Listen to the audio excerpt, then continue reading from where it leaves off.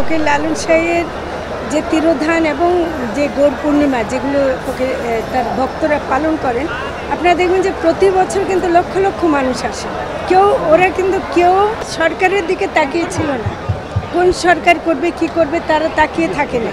কিন্তু সেই সময় আমরা কখনো এটাকে রাষ্ট্রীয় স্বীকৃতি পেতে দেখিনি, কারণ লালন শাহকে সবাই সাধারণ মানুষে মনে করে অন্যান্য দিবসগুলো বেশি গুরুত্বপূর্ণ।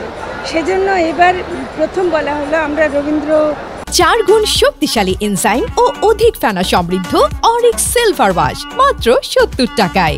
জয়ন্তী পালন করি, আমরা নজরুল জয়ন্তী পালন করি। অথচ লালন শাহের গানের দিক থেকেও যদি দেখেন, বাণীর দিক থেকেও যদি দেখেন, আর কিছু না, সেখানেও কিন্তু এটা অত্যন্ত উচ্চ মাত্রার একটা সঙ্গীত এবং এটার দার্শনিক মূল্য আছে, এটার বাণীর মূল্য আছে, এটার রাজনৈতিক মূল্য আছে এবং সবচাইতে বড় কথা মানবতার দিক থেকে মূল্য আছে। সে কারণে এই সরকারই আমরা মনে করেছি যে এবারে এই সুযোগ আমরা ফকির লালন শাহকে সাধারণ মানুষের পক্ষ থেকে এটাকে জাতীয় দিবসের উপর অবশ্যই নেবে সরকার। বর্তমান সরকার সেই সময়টুকু যতটুকু সময় পাবে এবং আমরা আশা করব যেই সরকারই আসুক, কারণ এর লালনের সাথে তো কারো বিরোধ থাকা কথা না। তো কাজেই লালনের গান আসলে সংরক্ষণ করা আমাদের ভবিষ্যৎ প্রজন্মের জন্য, এমনকি আমি মনে করি আন্তর্জাতিক পর্যায়ে পৌঁছে দেওয়া খুব জরুরি।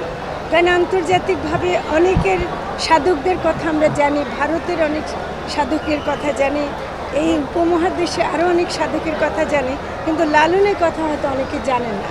আমরা চাই যে লালনকে আন্তর্জাতিক পর্যায়ে নিয়ে যেতে। সেজন্য আমরা এবার এমন একজনকেও প্রধান বক্তা হিসেবে এনেছি যিনি আন্তর্জাতিক পর্যায়ে লালনের কথা বলেন এবং আরও বলবেন।